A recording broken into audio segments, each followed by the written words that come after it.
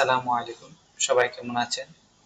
আজ আমরা আলোচনা করব হযরত মুহাম্মদ সাল্লাল্লাহু আলাইহি ওয়াসাল্লামের একজন প্রখ্যাত সাহাবী সাঈদ ইবনে আমর আল-জুহানী রাদিয়াল্লাহু তাআলা আনহু-কে নিয়ে, যার সম্পর্কে ঐতিহাসিকগণ বলে থাকেন যে হযরত সাঈদ রাদিয়াল্লাহু তাআলা আনহু দুনিয়ার বিনিময়ে আখিরাতকে ক্রয় করে নিয়েছেন।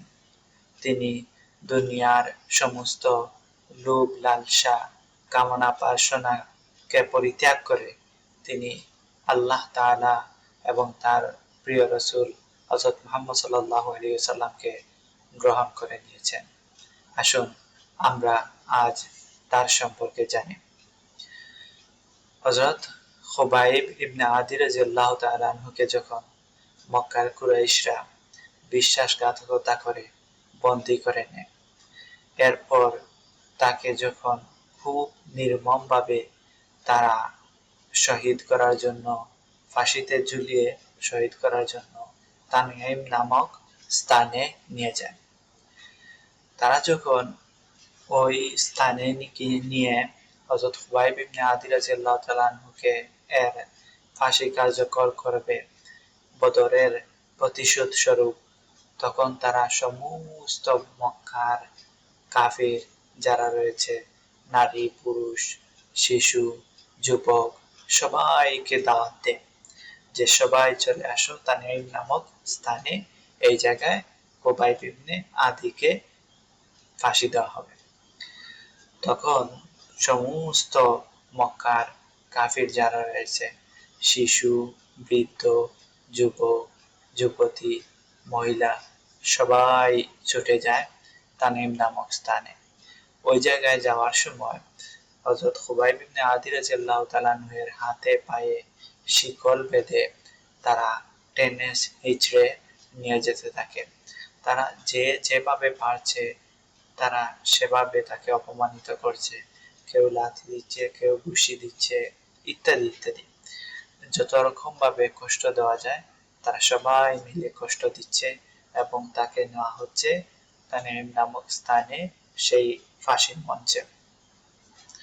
তো যখন হযরত খুবাইব ইবনে আদি রাদিয়াল্লাহু তাআলা আনহুকে সেই নির্দিষ্ট স্থানে নিয়ে যাওয়া হলো, তখন তার আশপাশে চতুর্দিকে মক্কার যত আগন্তুক যারা রয়েছে সবাই চতুর্দিকে তাকে ঘিরে রয়েছে।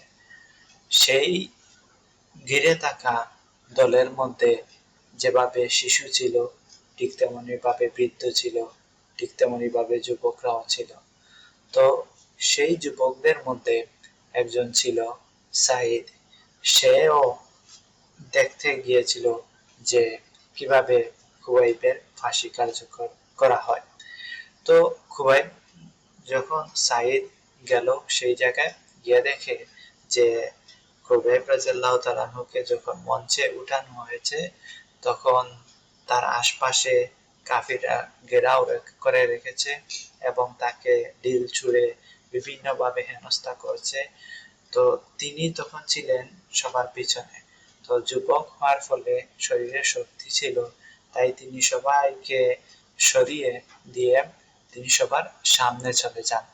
তো সামনে যেতে যেতে তিনি মক্কার তখনকার নেতা আবু সুফিয়ান ও সাফওয়ান এর পাশে চলে যান। তারা ছিল একটি টিলা, যে জায়গা থেকে ফাঁসির মঞ্চ খুব ভালোভাবে দেখা যাচ্ছিল। তো তিনি সেই জায়গায় চলে যান যাতে করে পুরো ঘটনা যা কিছু হচ্ছে সবকিছু তিনি ভালোভাবে দেখতে পারেন। তো হযরত খুবাইব ইবনে আদি রাদিয়াল্লাহু তাআলা আনহুকে যখন মঞ্চে তোলা হলো, যে যেভাবে পারছে তাকে অপমানিত করছে, যেভাবে পারছে তাকে কষ্ট দিচ্ছে। তো ওই সময় হযরত খুবাইব রাদিয়াল্লাহু তাআলা আনহু বলে উঠলেন যে হে মক্কার কুরাইশরা, আমাকে কি ফাঁসির দেওয়ার আগে আমাকে কি 2 রাকাত নামাজ পড়ার অনুমতি দিবে? তখন সাঈদ আশ্চর্য হয়ে এই জিনিসটার প্রতি লক্ষ্য করলেন যে একজন মানুষ যাকে একটু পর শেষ করে দেওয়া হবে, তিনি এই মুহূর্তে দাঁড়িয়েও তিনি আল্লাহ তাআলাকে ডাকছেন। তো তিনি কি করেন দেখার জন্য তিনি আরো আগ্রহ করে তাকিয়ে রইলেন। তো হযরত খুবাইব রাদিয়াল্লাহু তাআলা আনহু 2 রাকাত নামাজ খুব ধীর স্থির ভাবে শান্তি মনে খুব অল্প সময়ের ভিতর পড়ে নিলেন। নামাজ পড়া যখন শেষ হয়ে গেল, তখন খুবাইব রাদিয়াল্লাহু তাআলা আনহু বললেন, আল্লাহর শপথ করে বলছি, হে মক্কার কাফেররা, যদি তোমরা মনে না করতে, আমি নামাজ দীর্ঘ করেছি শুধু এজন্য যে যে আমার না ফাঁসির সময়টা আরেকটু বিলম্বিত হয়। আমি নামাজে যত দেরি করব তত তোমাদের ফাঁসি কার্যকর করতে দেরি হবে। আমি ফাঁসিতে ভয় পাচ্ছি, তোমাদের এই শাস্তিতে ভয় পাচ্ছি, তোমাদেরকে ভয় পাচ্ছি। এই কথা যদি তোমরা মনে না করতে, তাহলে অবশ্যই আমি আমার আল্লাহ তাআলার জন্য আরো ধীর স্থির ভাবে সময় নিয়ে নামাজ পড়তাম। যে মুহূর্তে হযরত খুবাইব রাদিয়াল্লাহু তাআলা এই কথাটা বললেন, তখন মক্কার সমস্ত পাষাণ্ড লোকেরা তার উপর ঝাঁপিয়ে পড়ল। তীর, বর্শা, বল্লম, যে যা পারছে তা দিয়েই তাকে আক্রমণ করা শুরু করছে।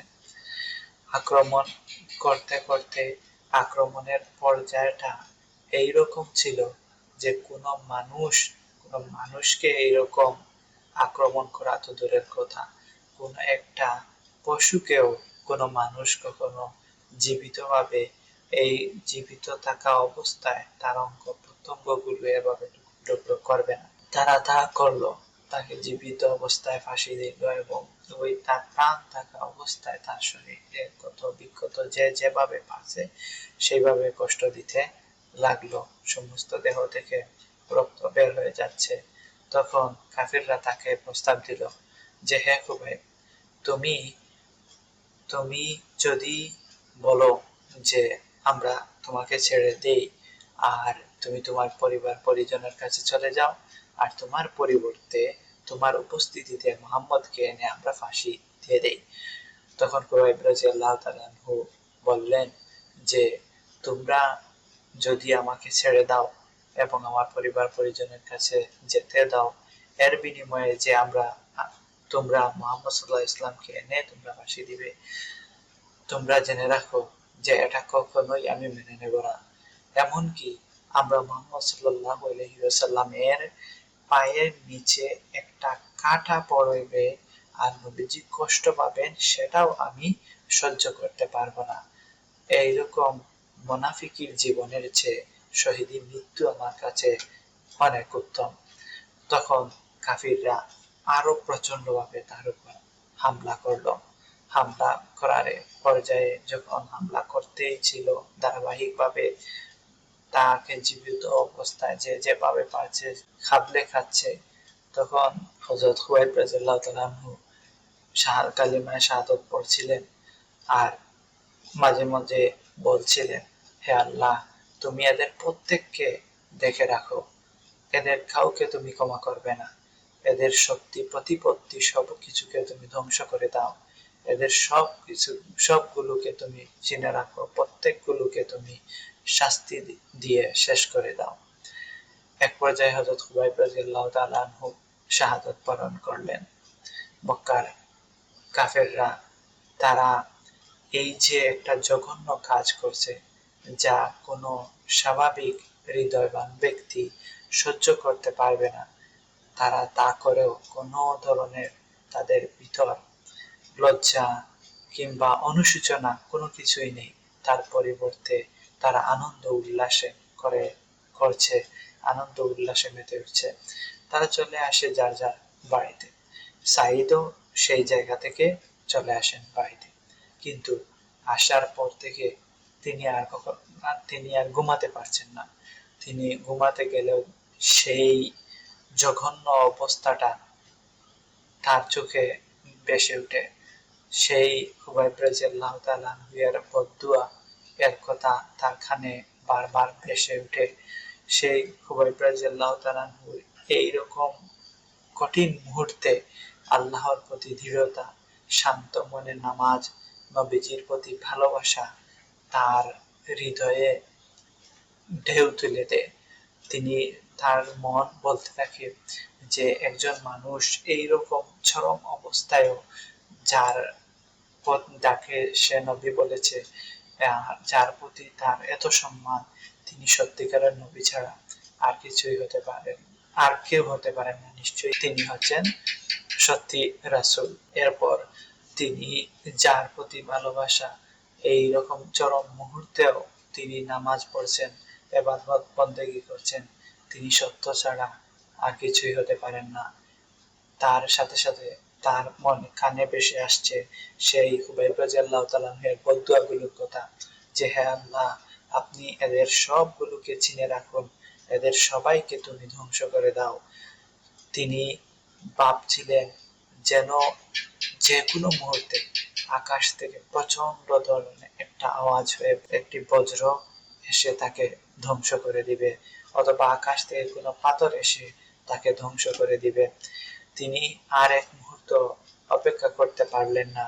তিনি ছুটে চলে গেলেন মক্কার কুরাইশদের, সেই কাফিরদের একটা মজলিস বসেছিল সেই জায়গায় গিয়ে সবার সামনে বলে দিলেন যে হে মক্কার কুরাইশরা, সবাই জেনে রাখো, সবাই সাক্ষী থাকো, আজ থেকে আমি তোমাদের মূর্তি পূজা ত্যাগ করে দিলাম। আমি কালিমা তয়্যিবা লা ইলাহা ইল্লাল্লাহ মুহাম্মাদুর রাসূলুল্লাহ পড়ে আমি মুসলমান হয়ে গেলাম। যেই মুহূর্তে তিনি এই কথাটা বললেন, তখন মক্কার কাফিররা তার উপর হামলে পড়লো, তাকে বিভিন্ন ধরনের কষ্ট দিতে লাগলো ধারাবাহিকভাবে। তিনি কষ্ট সহ্য করতে না পেরে তিনি মক্কা থেকে হিজরত করে মদিনায় চলে যান নবীজি সাল্লাল্লাহু আলাইহি ওয়াসাল্লামের কাছে। সেই থেকে নিয়ে নবীজি সাল্লাল্লাহু আলাইহি ওয়াসাল্লামের ওফাত পর্যন্ত যতগুলো যুদ্ধ হয়েছে, সবগুলো যুদ্ধে তিনি নবীজির সাথে শরীক ছিলেন। তিনি সব সময় নবীজি সাল্লাল্লাহু আলাইহি ওয়াসাল্লামের কাছে থাকতেন। নবীজি সাল্লাল্লাহু আলাইহি ওয়াসাল্লামের ওফাত পর্যন্ত নবীজি তাকে খুব বেশি ভালোবাসতেন। নবীজি সাল্লাল্লাহু আলাইহি ওয়াসাল্লামের মৃত্যুর পর হযরত আবু বকর রাদিয়াল্লাহু তাআলা আনহু, হযরত উমর রাদিয়াল্লাহু তাআলা আনহু উভয় খোলাফায়ে রাশিদা এর যুগে তিনি তাদের যতগুলো যুদ্ধ রয়েছে সবগুলো যুদ্ধে অংশীদার ছিলেন এবং তিনি তাদের সাথে থাকতেন। তারাও তাকে হযরত সাইদ ইবনে আমর জুহানী রাদিয়াল্লাহু তাআলা আনহুকে খুব বেশি ভালোবাসতেন, অনেক সম্মান করতেন, শ্রদ্ধা করতেন। তারা জানতেন যে তিনি আল্লাহ তাআলাকে কতটুকু ভালোবাসেন, নবীজি সাল্লাল্লাহু আলাইহি ওয়াসাল্লামকে কতটুকু ভালোবাসেন। এক পর্যায়ে যখন হযরত উমর রাদিয়াল্লাহু তাআলা আনহু খলিফা হলেন, খলিফা হওয়ার পর তিনি হযরত উমর রাদিয়াল্লাহু তাআলা আনহুর কাছে গিয়ে পরামর্শ দিলেন যে হে উমর রাদিয়াল্লাহু তাআলা আনহু, আপনি মানুষদের অধিকারের ব্যাপারে আল্লাহ তাআলাকে ভয় করুন। আপনার উপর মানুষজন যে দায়িত্ব দিয়েছে আপনি তা যথাযথভাবে পালন করুন। তখন হযরত উমর রাদিয়াল্লাহু তাআলা আনহু খুব ধৈর্য সহকারে তার পরামর্শ শুনলেন এবং অনেক সম্মানের সহিত তা গ্রহণ করলেন। এরপর তিনি হযরত উমর রাদিয়াল্লাহু তাআলা আনহু সাইদ রাদিয়াল্লাহু তাআলা আনহুকে জিজ্ঞেস করলেন, আপনি কি মনে করেন আমি কি এই দায়িত্ব যথাযথভাবে পালন করতে পারবো? তখন সাইদ রাদিয়াল্লাহু তাআলা আনহু বললেন, অবশ্যই, নিশ্চয়ই আপনি পারবেন। আল্লাহ তাআলা আপনাকে উম্মতে মুহাম্মাদিয়ের দায়িত্ব দিয়েছেন, নিশ্চয়ই আল্লাহ তাআলা আপনাকে সাহায্য করবেন। এরপর হযরত উমর রাদিয়াল্লাহু তাআলা আনহু হযরত সাইদ ইবনে আমর আল জুহানী রাদিয়াল্লাহু তাআলা আনহুকে গভর্নর বানানোর জন্য তিনি মনস্থ করলেন। তিনি হযরত সাইদ রাদিয়াল্লাহু তাআলার কাছে খবর পাঠালেন যে আপনাকে আমি হিমসের গভর্নর হিসাবে নিযুক্ত করতে চাই। সাইদ রাদিয়াল্লাহু তাআলা যেই মুহূর্তে এই কথাটা শুনলেন, সাথে সাথে তিনি বিব্রত বোধ করলেন। তিনি বললেন, আপনি আমাকে এরকম কঠিন একটা কাজ দিয়ে কেন আমাকে পরীক্ষায় ফেলতে চাচ্ছেন? তখন হযরত উমর রাদিয়াল্লাহু তাআলা অনেক রাগ করলেন। তিনি বললেন, তোমরা সবাই আমাকে এরকম একটি কঠিন দায়িত্ব দিয়ে আমাকে পরীক্ষায় ফেলে রেখেছো, আর তোমরা সবাই আমাকে ছেড়ে যাচ্ছ, আমার সাথে কোনো সহযোগিতা করবে না, এটা কোনো রকম ভাবে কি হতে পারে? আমি তোমাকে কোনোভাবেই গভর্নর পদ থেকে অব্যাহতি দিতে পারবো না। তখন হযরত সাঈদ ইবনে আমর আল-জুহানী রাদিয়াল্লাহু তাআলা আনহু হযরত আমিরুল মুমিনিন হযরত ওমর রাদিয়াল্লাহু তাআলা আনহু এর আদেশ মেনে নিলেন। তারপর হযরত ওমর রাদিয়াল্লাহু তাআলা আনহু হযরত সাঈদ রাদিয়াল্লাহু তাআলা আনহুকে হিমসের গভর্নর হিসেবে ঘোষণা করে দিলেন। হযরত সাঈদ ইবনে আমর আল-জুহানী রাদিয়াল্লাহু তাআলা আনহু যখন হিমসের উদ্দেশ্যে রওনা হবে, তখন ওমর রাদিয়াল্লাহু তাআলা আনহু তাকে বললেন যে আমরা আপনার জন্য গভর্নর হিসেবে কিছু ভাতা নিযুক্ত করতে চাই, কিছু ভাতা দিতে চাই গভর্নর হিসেবে। তখন সাঈদ রাদিয়াল্লাহু তাআলা আনহু বললেন যে হে ওমর রাদিয়াল্লাহু তাআলা আনহু, হে আমিরুল মুমিনিন, আমি একজন সাধারণ মানুষ হিসেবে যে ভাতা পেয়ে থাকি সেই ভাতাই তো আমার জন্য যথেষ্ট। তাহলে আমার জন্য অতিরিক্ত আর ভাতার কি প্রয়োজন? আমি গভর্নর হিসাবে কোনো ভাতা অতিরিক্ত নিতে চাচ্ছি না। আমি সেই দায়িত্ব পালন করতে চাচ্ছি আল্লাহ তাআলাকে রাজি খুশি করার জন্য। তখন তিনি চলে গেলেন, আর তার জন্য গভর্নর হিসাবে আলাদা কোনো ভাতা নিযুক্ত করা হলো না। তিনি নিজেই তা গ্রহণ করলেন না। তিনি চলে গেলেন হিমসে। হিমসে গিয়ে তিনি তার যোগ্যতার সহিত সঠিকভাবে তিনি তার দায়িত্ব পালন করতেছিলেন। তো এক সময় হিমস থেকে একটি প্রতিনিধি দল হযরত ওমর রাদিয়াল্লাহু তাআলা এর কাছে আসলো। আসার পর হযরত ওমর রাদিয়াল্লাহু তাআলা হিমসের খবর নিলেন তাদের কাছ থেকে। এরপর তিনি তাদের কাছে চাইলেন যে হিমসের যারা গরিব রয়েছে তাদের একটা তালিকা তারকে দিতে, যাতে করে তাদেরকে আরো সাহায্য সহযোগিতা করা যায়, যেভাবে তাদেরকে সহযোগিতা করলে তাদের জীবন মান আরো উন্নতি হবে সেই দিকে লক্ষ্য রাখা যায়। সেই হিসাবে যারা গরিব রয়েছে তাদের একটা লিস্ট হযরত ওমর রাদিয়াল্লাহু তাআলা আনহুকে দেওয়ার জন্য সেই প্রতিনিধি দলকে বললেন। অতঃপর সেই প্রতিনিধি দল একটা লিস্ট নিয়ে আসলো যারা হিমসের মধ্যে গরিব, যাদের জীবন মান উন্নয়নের জন্য রাষ্ট্রের থেকে কিছু করা প্রয়োজন। সেই লিস্টে যখন ওমর রাদিয়াল্লাহু তাআলা আনহু পড়ছিলেন, তখন দেখেন সেই লিস্টে নাম সাঈদ ইবনে আমের আল-জুহানী। তো সাঈদ নাম দেখে ওমর রাদিয়াল্লাহু তাআলা আনহু একটু বিব্রত হলেন, বললেন যে এই সাঈদ কে? তখন সেই প্রতিনিধি বললেন এই সাঈদ হচ্ছেন স্বয়ং আমাদের গভর্নর। ওমর রাদিয়াল্লাহু তাআলা অবাক হলেন যে গভর্নর আবার উনার এই গরিবদের লিস্টে, এটা কিরকম হতে পারে? তখন সেই প্রতিনিধি বললেন যে জি হ্যাঁ আমিরুল মুমিনিন, এটা সত্য। আমাদের গভর্নর হচ্ছেন অনেক দরিদ্র, অনেক দিন চলে যায় যে উনার চুলায় আগুন পর্যন্ত জ্বালাতে পারেন না, অনেক ক্ষুধায় কষ্টে দিনকাল নিপাতিত করছেন। তখন ওমর রাদিয়াল্লাহু তাআলা আনহুর দু চোখ ভরে অশ্রু বেয়ে যায়। তখন ওমর রাদিয়াল্লাহু তাআলা আনহু হযরত সাঈদ রাদিয়াল্লাহু তাআলা এর জন্য 1000 দিনার দেওয়ার জন্য বললেন। সেই প্রতিনিধি দল যখন গেল, যাওয়ার সাথে সাথে হযরত সাঈদ রাদিয়াল্লাহু তাআলা আনহু এর জন্য ওমর রাদিয়াল্লাহু তাআলা আনহু যে 1000 দিনার নিযুক্ত করেছিলেন সেই 1000 দিনার নিয়ে গেল। যখন তারা হযরত সাঈদ রাদিয়াল্লাহু তাআলা এর কাছে নিয়ে এই উমর রাদিয়াল্লাহু তাআলা এর সমস্ত ঘটনা বলল এবং সেই 1000 দিনার দিল, সাথে সাথেই তিনি বলে উঠলেন ইন্না লিল্লাহি ওয়া ইন্না ইলাইহি রাজিউন। তখন তার স্ত্রী অনেক ভয় পেয়ে গেলেন। তিনি বললেন কি হয়েছে? তিনি বললেন অনেক বড় একটি ঘটনা ঘটে গেছে। তখন বললেন উমর রাদিয়াল্লাহু তাআলা কি মারা গেছেন? তিনি বললেন তার থেকেও বড় ঘটনা ঘটেছে। এরপর তার স্ত্রী জিজ্ঞেস করলেন তাহলে কি মুসলমানরা কোনো যুদ্ধে হেরেছে? তিনি বললেন তার থেকেও অনেক বড় ঘটনা ঘটেছে। তখন বললেন তাহলে কি হয়েছে? তখন বললেন যে এরকম একটি আমার কাছে এসেছে 1000 দিনার, তো আমি চাচ্ছি সেটি মানুষের কাছে বিলিয়ে দিতে। তখন তার স্ত্রী বললেন তাহলে তো কোনো অসুবিধা নেই, আপনি চাইলে বিলিয়ে দিতে পারেন। তখন হযরত সাঈদ রাদিয়াল্লাহু তাআলা আনহু বললেন, তুমি কি আমাকে এ ব্যাপারে সাহায্য করতে পারো? তখন তার স্ত্রী বললেন, অবশ্যই আমি সাহায্য করতে পারি। এরপর তারা উভয়জন মিলে সমস্ত টাকা, এই যে 1000 দিনার, সমস্ত গরিব যারা রয়েছে তাদের মধ্যে বন্টন করে দিলেন। তিনি ছিলেন এতটুকু আল্লাহ ভীরু। এরপর কয়েকদিন যাওয়ার পর হযরত উমর রাদিয়াল্লাহু তাআলা একবার ইচ্ছা করলেন যে হিমস যাবেন। তিনি তার রাষ্ট্র ঘুরে ঘুরে দেখছিলেন কোন শহরের কি অবস্থা। সেই হিসেবে তার যাত্রা একবার গেল হিমসের দিকে।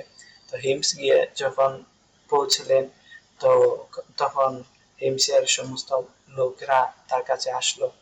তখন উমর রাদিয়াল্লাহু তাআলা আনহু তাদের অবস্থা সম্পর্কে জানতে চাইলেন।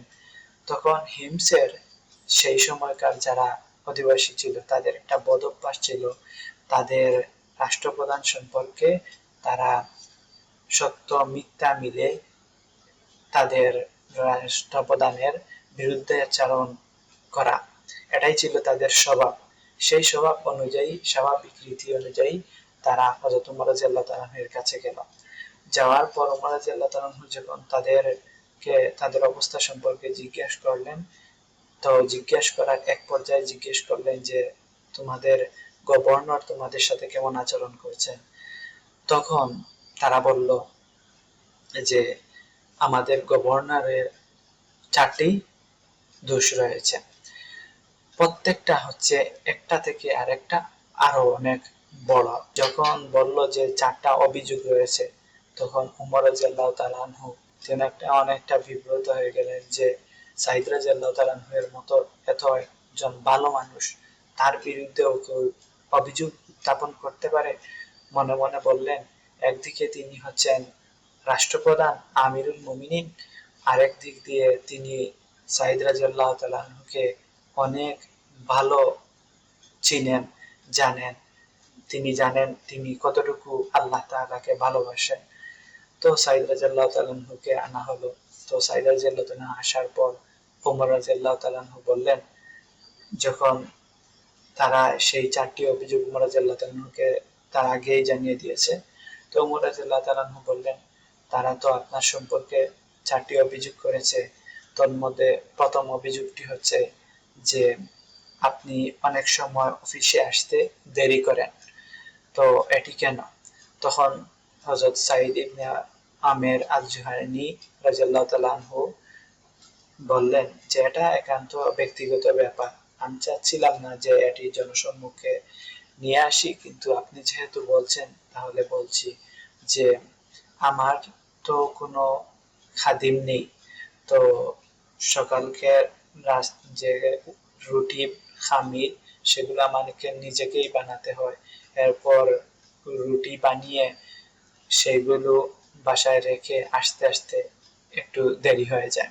এরপর ওমর রাদিয়াল্লাহু তাআলা আনহু বললেন যে তাদের দ্বিতীয় অভিযোগ যে আপনি রাতে তাদের অভিযোগগুলো নেন না, রাতে তাদের কথা শুনেন না। তো এটা কিসের জন্য? আপনাকে তো গভর্নর করে নিযুক্ত করা হয়েছে, তাদের সমাধান করবেন তাদের কোনো অসুবিধা হলে, তো রাতের বেলা তাদের অভিযোগ কেন শুনেন? সাঈদ রাদিয়াল্লাহু তাআলা আনহু বললেন, এটাও আমার ব্যক্তিগত ব্যাপার, আমি চাচ্ছিলাম না যে মানুষের সামনে বলতে, কিন্তু যেহেতু আপনি বলছেন সেই হিসেবে বলছি যে আমি প্রত্যেকটা দিনকে আমি 2 ভাগে ভাগ করে নিয়েছি। অর্থাৎ দিনের অংশ হচ্ছে মানুষের জন্য, মানুষের খেদমত করব, আর রাতের অংশ আমি মহান রব্বুল আলামিনের ইবাদত বন্দেগীতে কাটিয়ে দিব। সেই রাতের বেলা যখন আমি ইবাদত বন্দেগীতে থাকবো, তখন দুনিয়াবি কোনো জিনিস যেন আমাকে না পায়, সেই জন্য আমি সবার থেকে একটি আলাদাভাবে থাকি, কারো অভিযোগ নেই না, সবার অভিযোগ দিনে আমি দেখে থাকি। তারপর যখন দ্বিতীয়টি চলে গেল, তখন তৃতীয় প্রশ্নটি করলেন। তাদের তৃতীয় অভিযোগ ছিল যে হযরত সাঈদ রাদিয়াল্লাহু তাআলা আনহু প্রতি মাসে একদিন অফিসে উপস্থিত থাকেন না। তো তখন ওমর রাদিয়াল্লাহু তাআলা আনহু জিজ্ঞাসা করলেন যে আপনি কেন প্রত্যেক মাসে একদিন অফিসে উপস্থিত থাকেন না? তখন সাঈদ রাদিয়াল্লাহু তাআলা আনহু বললেন আপনি তো জানেন আমার কোনো খাদিম নেই, তো আমার বাজার করার জন্য কোনো মানুষ নেই। তো সেই হিসাবে ঘরের বাজার করার জন্য প্রতি মাসে একটা দিন আমি বাজারের জন্য যাই। তো বাজার থেকে আসার পর আমার কাপড় হচ্ছে মাত্র একটি, সেই কাপড়টা ধুলা পালিয়ে ভরে যায়। তখন আমি সেই কাপড়টি শুকাতে দিই, ধুয়ে শুকাতে দিই। তো কাপড়টি শুকাতে শুকাতে অনেক দেরি হয়ে যায়, সেই ফলে আমি অফিসে যেতে পারি না। এই জন্য আমি প্রত্যেক মাসে একদিন অফিসে আসতে পারি না। তারপর হযরত ওমর রাদিয়াল্লাহু তাআলা বললেন, তাদের চতুর্থ অভিযোগটি হচ্ছে যে আপনি নাকি অফিসে হঠাৎ মাঝে মাঝে বেহুশ হয়ে যান, তারপর যখন হুশ আসে তখন আপনি আপনার আশপাশের লোকজনকে চিনেন না, এরকম কেন?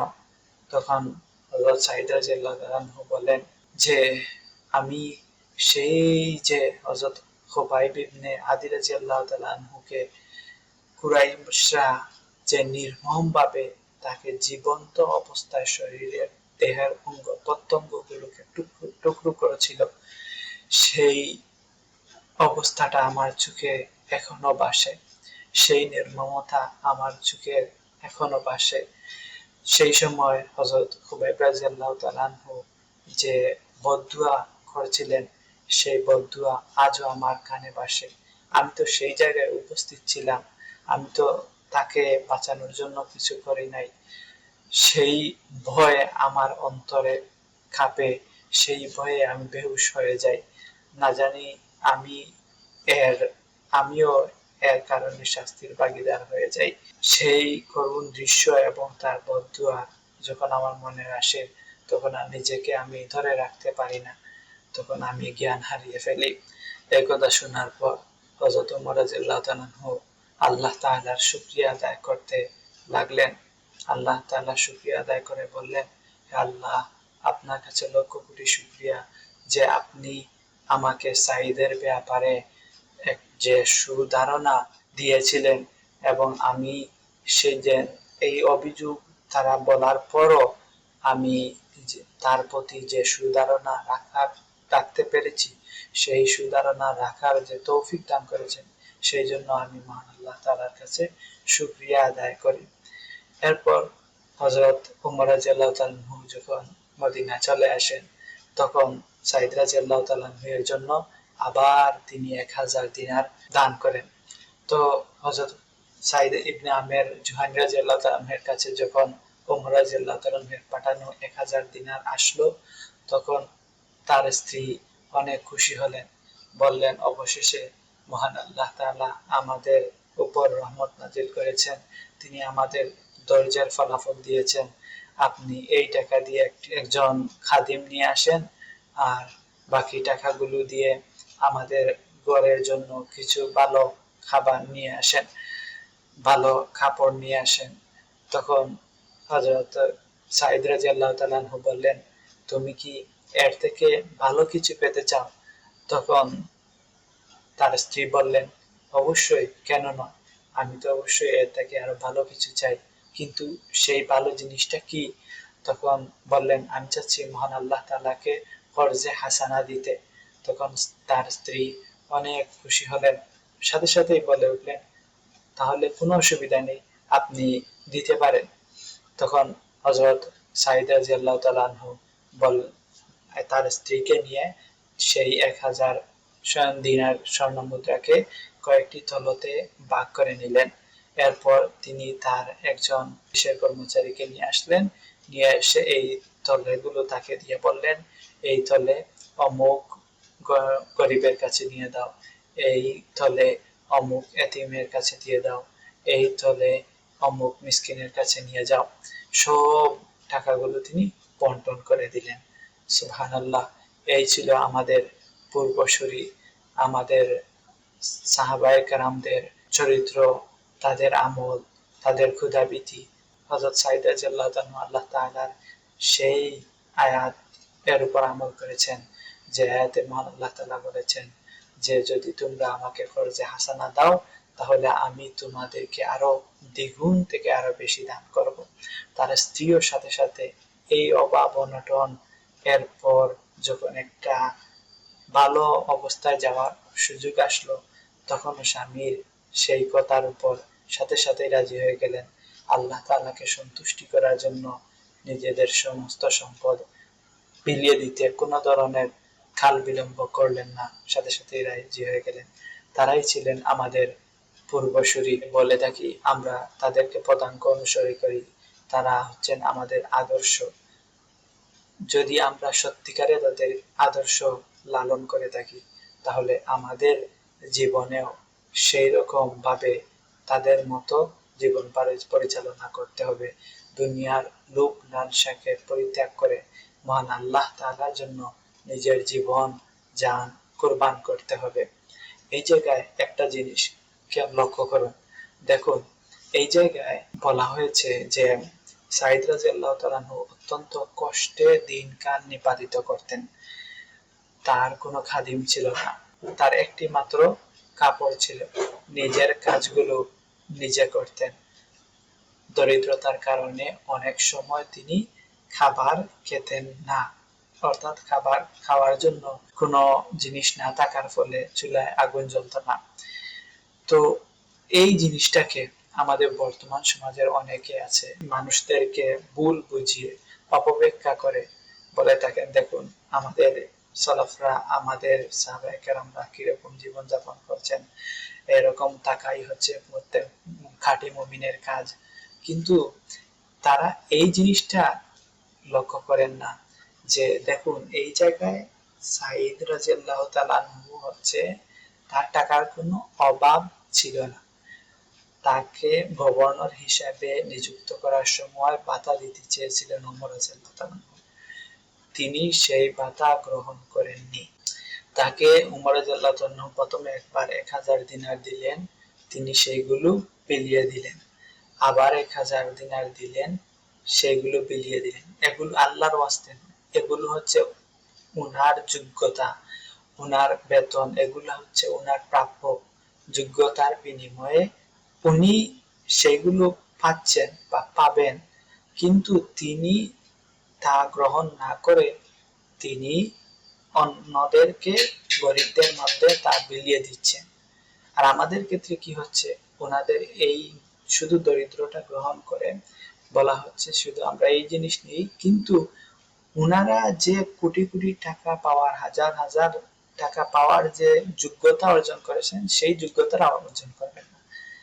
আপনি দরিদ্র থাকবেন বা নিজের প্রয়োজনটুকু পূরণ করে অতিরিক্ত টাকা আপনি আল্লাহর রাস্তায় দান করেন, এটা তো ঠিক আছে, এটা তো হচ্ছে ভালো কাজ। আল্লাহ তাআলা বলছেন যে আপনি তোমাকে ধন সম্পদ যে দিয়েছি, যে রিজিক দিয়েছি, সেই রিজিক থেকে তুমি ব্যয় করো।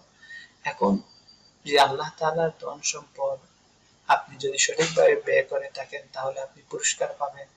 যদি সঠিকভাবে ব্যয় না করেন, তাহলে আপনি শাস্তি পাবেন। এখন আপনি টাকা পয়সা হালালভাবে ইনকাম করার কোনো যোগ্যতাই অর্জন করলেন, বলেন গরিব টাকাই ভালো, অলস ভাবে জীবন কাটালেন। এরকম কি সাহাবায়ে কেরামরা ছিলেন? সাঈদ রাদিয়াল্লাহু তাআলা মুখে অলস ছিলেন? তিনি ছিলেন গভর্নর, তিনি হচ্ছেন একজন গভর্নর। লক্ষ্য করেন ওনার যোগ্যতা কেমন। উনি, ওনাকে বেতন দেওয়ার জন্য চাচ্ছেন খলিফা, কিন্তু তিনি বেতন নিচ্ছেন না। মানে উনি হচ্ছেন গভর্নর, ওনার বেতন দেওয়া হচ্ছে, তখন তিনি সেই বেতন নিজে না নিয়ে এগুলা গরিবদের মধ্যে দিয়ে দিচ্ছেন। ওনাকে গভর্নর হিসাবে টাকা দেওয়া হচ্ছে, তিনি সেই টাকা তিনি গরিবদের মধ্যে, এতিমদের মধ্যে বিলিয়ে দিচ্ছেন। উনাকে এমন ভাবে নয় যে উনি অলস হিসাবে বসে রয়েছেন, কোনো কাজ করছেন না, আল্লাহর রাস্তে দেওয়া হয়েছে আর তিনি সেগুলো না খেয়ে গরিবদের মধ্যে দিয়ে দিচ্ছেন, এইরকম না। তারপর আরেকটা জিনিস দেখুন, আমাদের সমাজে দিনদারিতা, কোনো মেয়ে যদি শুধু বোরকা নিকাব পরে আর এরপর কোনো পাপ কাজে গিয়ে জড়ায় আর বলা হয় দেখুন এই যে দিনদারি, হিজাবি, জান্নাতি। আসলে দিনদারিতা কি? আর তারা যা করে তা কি দিনদারিতা? দেখুন হিজাব, এটি হচ্ছে দিনদারিতার শুধুমাত্র একটি অংশ। সেটি শুধুমাত্র একটা অংশ, একটা পার্ট। এখন মনে করুন স্বর্ণকে আমরা কি করি, লুকিয়ে রাখি কাপড় দ্বারা আবৃত করে, বিভিন্ন জিনিস দ্বারা আবৃত করে রাখে যাতে করে কেউ না দেখে। ঠিক এখন এই কেউ যদি মনে করে কোনো জিনিসকে আবৃত করে রাখা মানেই হচ্ছে তার নিচে স্বর্ণ রয়েছে, এটি কি সঠিক হবে? যাদের জ্ঞান রয়েছে সবাই তো বলবে যে না, এটা কখনো সঠিক নয়। কাপড় দিয়ে বা কোনো জিনিসকে ভালো করে আবৃত করে রাখা মানেই হচ্ছে তার নিচে স্বর্ণ, এরকম কোনো কিছু নেই। অনেক জিনিস রয়েছে ভালো করে ঢেকে রাখা কিন্তু ভিতরে খালি, আবার অনেক কিছু ভালো করে ঢেকে রাখা কিন্তু তার ভিতর স্বর্ণ রয়েছে। এবার দেখুন, তাহলে স্বর্ণ টাকা কাপড় দিয়ে ঢেকে রাখা বা ভালো করে ঢেকে রাখার উপর নির্ভরশীল নয়। কাপড় দিয়ে ঢেকে রাখা এটা হচ্ছে একটা পার্ট। তো ঠিক তেমনি ভাবে যারা হিজাবি, এইগুলা হচ্ছে তারা আবার পাপ কাজ করে। এরা হচ্ছে শুধুমাত্র নিজেদেরকে ঢেকে রাখার জন্য, নিজের অপরাধকে ঢেকে রাখার জন্য, যে মানুষ যাতে করে না চিনে, জাস্ট তারা সেই জন্য তারা একটা কাপড় দিয়ে নিজেকে ঢেকে রেখেছে, শেষ। এছাড়া আর কিছুই না। মূলত দিনদারিতা কি দেখুন, ওনারা যেভাবে নিজেদেরকে ঢেকে রাখতেন ঠিক তেমনি ভাবে নিজেরা এত কষ্ট করছে, নিজেদের কোনো চাকর নেই, নিজের স্বামী হচ্ছেন একজন গভর্নর, অথচ ওনারা খেতে পাচ্ছেন না, কোনো অভিযোগ নেই। হাতে টাকা আসছে, স্বামী বিলিয়ে দিতে চাচ্ছেন, সাথে সাথেই রাজি হয়ে গেলেন আল্লাহর রাস্তায় সেই টাকাগুলো বিলিয়ে দিতে। আবার তিনি নিজে সহযোগিতা করছেন, স্বামীর সাথে নিজে গিয়ে মানুষের হাতে বিলিয়ে দিচ্ছেন, কোনো ধরনের অভিযোগ নেই। নিজে একটু ভালো, আরো ভালো কিছু চাই, সেই ধরনেরও কোনো অভিযোগ নেই। আর এখনকার যারা রয়েছে হিজাবি, খারাপ কাজ করে, তাদেরকে বলুন, তারা তো পাপ কাজ করছে কিসের জন্য? লোক লালসার জন্য। এবার যদি আপনি সত্যিকারের মুসলমান হন আর এইভাবে যদি বলেন, এই যে দেখুন দিনদারিতা, হিজাবি, এইটাই হিজাবি পরেই দেখুন ভালো কিছু কি হয়ে যায়, এরকম বললে এখন আপনার নিজের বিবেককে প্রশ্ন করুন, আপনি কি একজন সত্যিকারের মুমিন? আপনি কি দিনদারিতাকে নিয়ে তুচ্ছ তাচ্ছিল্য করছেন না? যদি আপনি সত্যিকারের মুমিন হন, আমরা সত্যিকারের মুমিন হই, তাহলে আমাদেরকে বুঝতে হবে দিনদারিতাকে তুচ্ছ তাচ্ছিল্য করার আগে যে আসলে দিনদারিতা কি। আর এই জিনিসটা আমরা তখন বুঝতে পারবো যখন আমরা কোরআন হাদিস সঠিকভাবে পড়ব এবং তার পাশাপাশি আমাদের সাহাবায়ে কেরামগণ এবং তাদের স্ত্রীগণ, আমাদের নবীজি, আমাদের আম্মাজানরা যেভাবে জীবন পরিচালনা করেছেন সেই ঘটনাগুলো, সেই ঐতিহাসিক বিষয়গুলো যখন জানব, তখন আমরা বুঝতে পারব যে আসল দিনদারিতা কি এবং সাহাবায়ে কেরামদের জীবন কিভাবে পরিচালনা করেছেন এবং তারা কেন তাদের জীবনকে সেইভাবে পরিচালনা করেছেন, সেই জিনিসটা ভালো করে বুঝতে পারবো। আর আমাদের মনে অযথা কোনো অপব্যাখ্যা আসবে না। আর যদি কেউ বুঝে শুনে অপব্যাখ্যা দেয়, তাহলে আমরা বুঝতে পারবো যে এই মানুষটা ভুল বলছে। অন্যথায় আমরা মনে করব যে একজন হুজুর হয়েছে, উনি কেন ব্যবসা করবেন, হুজুর হয়েছেন উনি কেন ধনী হবেন, হুজুর হয়েছেন এরকম কেন হবেন? কারণ হচ্ছে এর একদম আপনার মনে তৈরি করে নিয়েছে যে দিনদারিতা মানে হচ্ছে ঘুম আর খাওয়া দাওয়া, কোনো কিছুই না করা। অথচ আমাদের সাহাবায়ে কেরামরা, উনারা যথেষ্ট যোগ্যতার অধিকারী ছিলেন, উনারা রাষ্ট্রপ্রধান ছিলেন, পুরো রাষ্ট্রের থেকে উনাদের বৈধভাবে আয় করার উপায় ছিল, কিন্তু উনারা তা গরিব এতিমদের মধ্যে ব্যয় করে দিয়েছেন যাতে উনারা পরকালের মধ্যে পেয়ে থাকেন। তাহলে আশা করি আপনারা বিষয়টা বুঝতে পারছেন। আমরা এইভাবে আরো আলোচনা করব প্রতিদিন ইনশাআল্লাহ। আমাদের সাথে থাকবেন। ধন্যবাদ সবাইকে।